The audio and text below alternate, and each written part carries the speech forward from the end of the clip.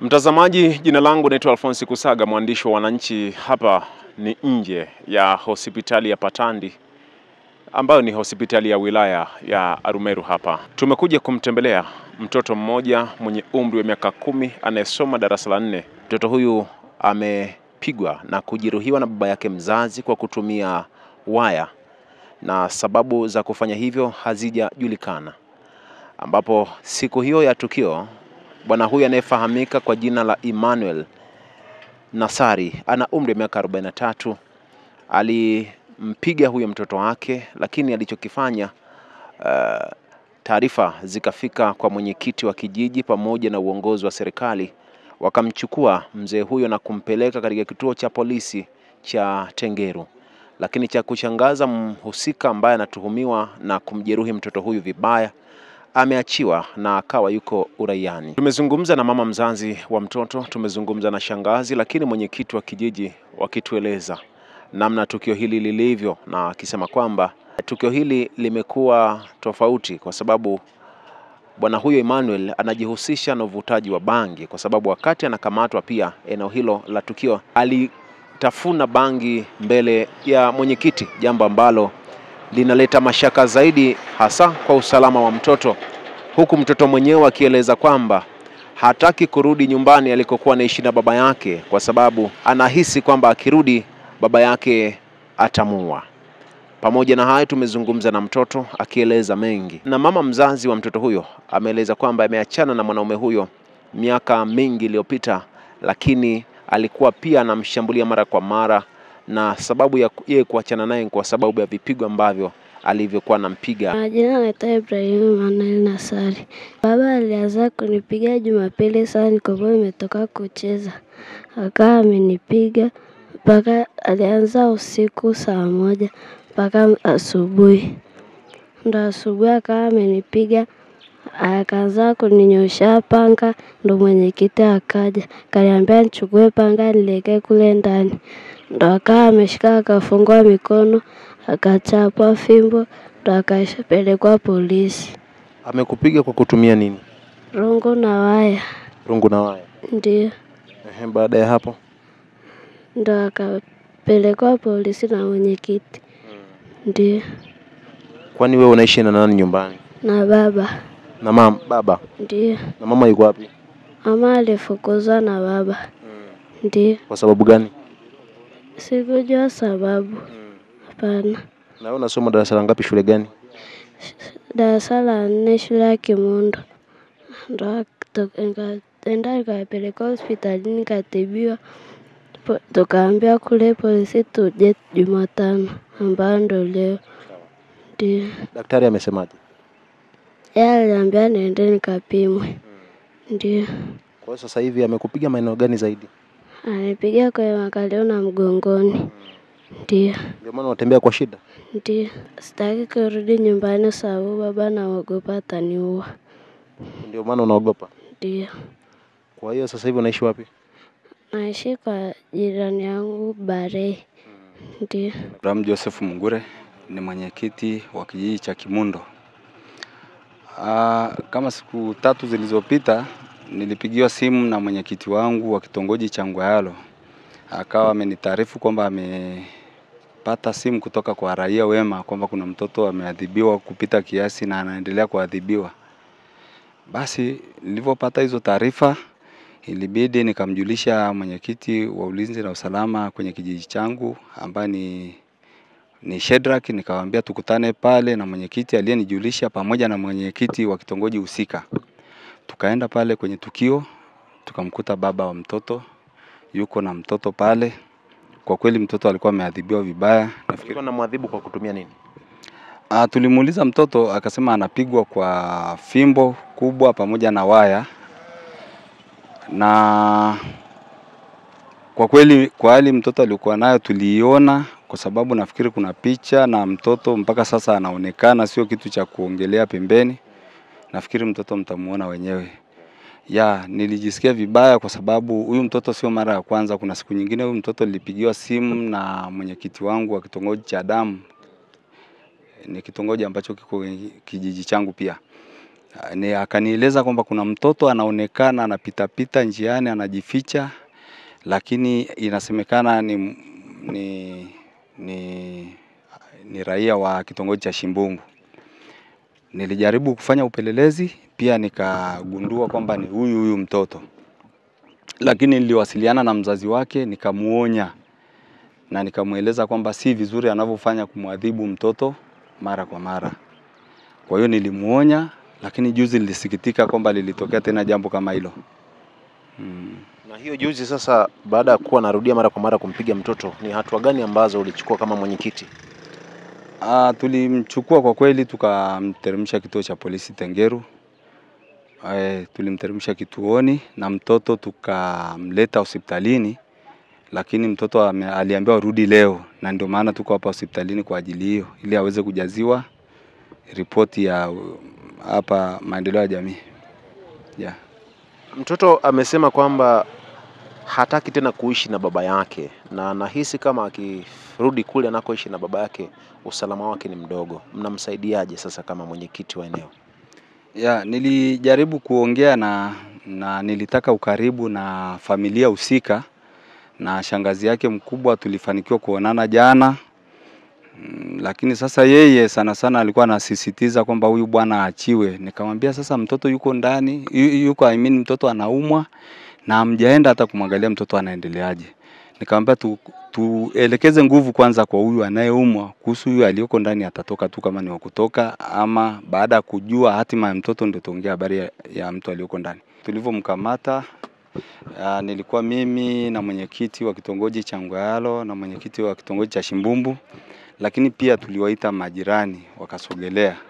Sasa katika kumsachi ni kweli kwamba tulimkuta na bangi kama mwananchi alivyosema, lakini ili kuificha ilibidi akaitupia mdomoni haraka akaitafuna mbele yetu sisi viongozi wote.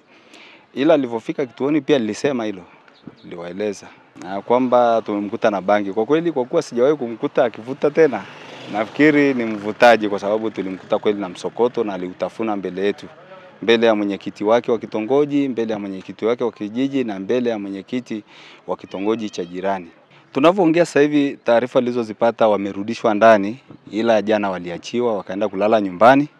Lakini nimesikia wamepelekwa mahakamani. Kuna mtu ametoka pale akasema wamepelekwa mahakamani. Sijui kama ni kweli, na sijui mahakamani wanampeleka kwa kosa gani, kwa sababu kwa aina ya kosa lake ilitakiwa ripoti ya mtoto. Mtoto ametolewa ile fomu mnayoiona pale. Ameambiwa huenda tukampige x-ray, kwa sababu anavyotembea huenda mgongo umepata tatizo. Ndio maana ile karatasi iko pale.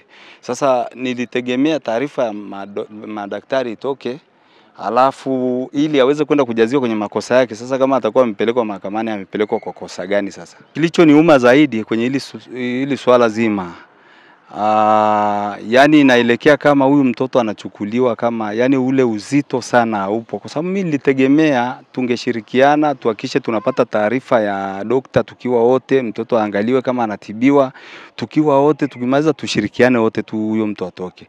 Lakini sasa inaelekea zaidi nguvu iko kwenye kuangalia kumtoa yule kuliko kwenye kuangalia mtoto ameumia vipi na anatendewa vipi yake. Niliongea na shangazi yake jana, tukakubaliana tumtafute mama yake mtoto, kwa sababu huyu bwana alishaachana na mke wake. Lakini alinipa namba ya bibi yake mtoto na nimewasiliana naye, nikamuomba kwamba mama yake aje, na alitukuta pale kituoni, kwa hiyo tuko naye hapa. Nipigia simu na mwenyekiti Lightness Ezekiel Sanje. Mtoto amepigwa. Na huyo baba amepelekwa kituoni. Tusaidie mtoto wako, kwa nini hauishi naye? Nilimchukua, alikuwa ananinyanyasa sana. Huyo mwanaume. Nikaondoka nikarudi kwetu na mtoto. Akaja akamchukua. Nikaenda tena nikamchukua. Akaja akamchukua akaniambia wewe na watoto wako wengine. Nchi nikaenda mtoto wangu, mimi sina mtoto mwingine, ni huyu tu. Ikawa kama ni ugomvi sana, ndugu zangu wa kiume na wakae na kosa ni kero kwao. Wakaniambia kama unataka ukae hapa na watu wengine, huyu aende kwa baba yake, kwa sababu kila siku ni kero hapa, ugomvi kila siku. Maana akija kule ni kupigana na ndugu zangu. Kwa sababu akija kule anataka nipige ndugu zangu, si lazima nitoe. Nikawa nimemwachia mtoto. Yeye alikuwa anakupiga sana kama anavyompiga mtoto sana.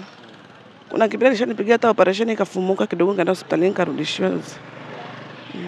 Mwanaume ambaye anavuta bangi ama ni mtu wa madawa ya kulevya? Sana tu. Anavuta sana tu. Nadhani umemwona mtoto amejeruhiwa maeneo gani sasa? Amezaliwa kwenye makalio. Mimi ninachoomba tu nipewe mtoto. Kwa sababu kama alisema atakaa na mtoto na ameshindwa. Naiomba tu serikali sasa vile inipe mtoto nikakae naye. Na anatumia nini sana kuwapiga? Waya wa umeme. Anaitwa Emmanuel Njani Nasari. Mtamsaidiaje sasa katika mazingira haya, kwa sababu umeona amesema kule haezi kurudi kwa sababu anahisi atauawa? Nilishamtaka mtoto siku nyingi tu. Baada ya kuona nimejipata kidogo naweza kulea watoto wangu wote wakaninyima. Lakini sasa kwa vile wameshashindwa, na muombeeni tu mtoto akakae na wengine, Mungu atanisaidia. Kama nimeweza kusomesha wengine na yeye nitakaa naye tu, ni wa kwangu. Mimi kwa majina naitwa Naeli Timbise. Akaniambia mimi siwezi kwenda kwa baba kwa maana baba huwa ananipiga na waya. Akaniambia hata shuleni nilishapelekwa kwa mwalimu mkuu, alinipiga na akanitishia na kisu mbele ya mwalimu. Na hata nilivyowasiliana na mwalimu akaniambia ni kweli hizo taarifa za mtoto nilisharipotiwa kwangu na zikazipeleka ofisi ya kijiji kutoa taarifa kwamba huyu mtoto anateseka na ametishwa na kisu na mzazi wake kwamba nitakuua. Na hamna mtu yote kuniambia chochote. Na mwalimu akaniambia mimi nikiitwa popote nitatoa ushahidi huo, na mzazi alijibu hivyo, na mtoto anaendelea kuteseka na akapelekwa kwa shangazi. Kwa shangazi wakamrudisha tena mtoto wakamwacha. Hawakuweza kuwa na shangazi ambaye ni kwa shangazi mume wake anaitwa Mika. Ambaye shangazi ndo nadhani yuko pale ambaye labda mtamuuliza tu atoe maelezo. Mimi nikaona sasa nikae na mtoto, na kuanzia Jumatatu nikaenda, nilivyomleta mtoto pale kituo cha polisi, nikatoka na mtoto nikamleta hospitali nikamtibu kwa gharama zangu, na nikaenda kwa na mtoto mpaka siku ya leo ambayo tuliambia turudi ustawi wa jamii. Tukamwomba mwenyekiti wa kitongoji amtafute mawasiliano na mpaka ampate mama yake ili aweze tuwasiliane na mama yake kama anafahamu kwake, ili mama yake tujue kwa nini wamemwacha mtoto muda wote na anateseka mpaka mtoto karibia uawe. Na pale polisi nikamwambia kama wazazi hawamtaki huyu mtoto wanipe mimi huyu mtoto nimlee, akiwa mtu mzima nitamruhusu ataenda kwa wazazi wake, lakini sio kuuawa. Kuliko uawe heri mimi nimlee mpaka awe mtu mzima wa kujitegemea. Kwanza majibu anayoyatoa, kuna message iko kwenye simu ya mwenyekiti wa kijiji ambayo imetumwa na baba mdogo wa huyo mtoto, ya matisho kwamba mnyie mnakaa na huyo mtoto kama nani na mnampeleka hospitali kama wakina nani. Mimi nikamwambia tu mwenyekiti hilo lisikutishe. Sisi tumempeleka tu kama wasamaria wema, hatujampeleka kama mtu yoyote, wala hatuna chochote tunachokihitaji kutoka kwao, wala sina gharama yoyote nitakayowauliza mimi kunirudishia ya kumtibu, kumgharamikia huyo mtoto. Nimetoa muda wangu, nimetoa pesa yangu, sina chochote nitakachowauliza. Mimi ninatenda kwa wema wa Mungu, na kama wako mimi ningeomba serikali hili jambo liwe fundisho na kwa watu wengine, kwa sababu huyu mtoto atakuja kuuawa na hao wazazi wa jinsi ndo wale wanaoua. Jana hiyo ameenda kukamatwa, ametafuna bangi mbele ya mwenyekiti. Mbele ya mwenyekiti katafuna bangi kameza. Anafikishwa polisi, na tumefika polisi hapo wamemwachia. Mwenyekiti anauliza huyu mtu imekwaje ameachiwa, polisi wanamjibu mwenyekiti wanavyotaka. Sasa sije wanasemaje? Wanamwambia wewe ulitakaje? Akasema huyu mtu sio rafiki kwa jamii, na huyu mtu mtoto hamjajua anaendeleaje, mnamwachiaje? Wakamwambia wewe ulitakaje? Kwanza ondoka nenda nyumbani kwako. Mwenyekiti akamwambia basi kama ni hivyo, mimi na sababu gani ya kuwa kiongozi sasa kama nitamleta mhalifu hapa nyie mmwachie pasipo kuniuliza aachiwe au asiachiwe? Madaktari wenyewe wamemwangalia mtoto hapo. Wamesema wamemuuliza mwenyekiti, huyu mtu mnamuona kwenye jamii anafaa? Nyie kwa huu ukatili wa huyu mtoto alivyofanyiwa hivi kweli mnaona anafaa? Sasa nashindwa kuelewa kati ya polisi. Sasa mwenyekiti ni mtu wa ulinzi na usalama kwenye kijiji chake, lakini sasa anavyojibiwa jeuri mbele ya sisi wananchi tunaona kama polisi haina msaada kwetu. Kwa hiyo sisi tungeomba hebu serikali kama Mama Samia anatusikia hapo alipo, hebu aangalie ukatili watoto wanayofanyiwa watoto wadogo kama hawa, ajue ni namna gani hebu akawasaidia watoto walelewe. Kama ni kumpa mtu ambaye yuko tayari mwenye moyo wa kumlea mtoto, apewe na hatimaye atarudi kwa mzazi wake ambapo atakuwa tayari ameshakuwa mtu mzima. Mimi niko tayari saa yote wakitaka mtoto nimlee nitamlea kama mtoto wangu, atasoma. Na hata shuleni mzazi anashindwa kumlipia chakula, niko kwenye kamati ya shule na mtoto tunampa chakula bila kulipiwa, lakini wanapaswa walipiwe wote. Anapata hela bangi lakini chakula hana. Hela ya bangi anapata, lakini hela chakula inakuwa changamoto. Mtoto anakuambia hata siku nyingine ananyimwa chakula hali anaenda kula kwa jirani, Sasa kuna mama wa jirani hapo, yeye saa nyingine ni anaogopa, kwa maana anaona kama vile naweza huyu mtu akaja kuniulia, kwa maana huyu mama yuko peke yake na watoto tu ndani, kwa anaogopa kusema vitu vingine, kwa maana huyu mtu ana uchafu mwingine, mpaka saa nyingine anabaka mpaka ng'ombe. Na hata kwa dada yake nadhani maelezo watu wanaoeleza kwamba kilichomtoa kwa dada yake, alikuwa anafanya kazi huko maeneo ya Kimira, ni kubaka mifugo. Kwa hiyo dada yake akaona amtimue. Sasa hilo sijui serikali badala askari wao wanapaswa wapeleleze jambo na wangemuuliza mwenyekiti, mtu huyo aachiliwa asiachiliwe, lakini wamechukua majukumu tu la kumwachia. Hawajafuatilia kujua mtoto, maendeleo ya mtoto kwanza hawajafuatilia. Kinaniuma mheshimiwa mwandishi wa habari, lakini mimi naomba kila Mtanzania anayeona au anayesikia anavyomwangalia mtoto huyu, mtamwangalia mtoto mgongoni jinsi alivyo. Na hata sasa hivi tunaingia kwa daktari, tumepewa hii ni fomu ambayo tumepewa ya kwenda kwenye x-ray. Daktari ameshauri hilo, kwa maana mtoto mgongo umeonekana kama umepinda. Kwa hiyo lazima x-ray ndio itasema kwamba mtoto uti wa mgongo uko salama au uko salama. Wewe ni nani? Kwa mtoto mimi ni shangazi. Nilipata taarifa hizo Jumatatu muda kwenye saa 9 hivi kwamba babake huyu ameshushwa kituoni, na sababu alimchapa mtoto akamuumiza hadi ikafikia raia kumpa msaada, tuseme mtoto hivyo. Sasa hivi msaada utakaoendelea, mimi ninachoona sasa hivi baba yuko hapo, mama huyu hapa leo kapatikana, maanisha mwambie mara nyingi sana fuatilia mtoto. Mama akabidhiwa mtoto akakae na mtoto. Mimi naona ni hivyo tu, kwa sababu kusema kwamba mimi ni mlee, sitaweza changamoto za mtoto kweli. Kulea mtoto mtu ni kazi ndugu. Na nilishalea mwingine nikakaa naye miaka 9. Changamoto nilizopitia ni ngumu, kwa hiyo mama achukue mtoto wake, kwa sababu pia mtoto ni wa baba na mama. Unasema akimchukua kidogo huyu bwana anaenda kule kuleta vurugu. Hii ni sheria. Sio mimi wala sio, ni sheria.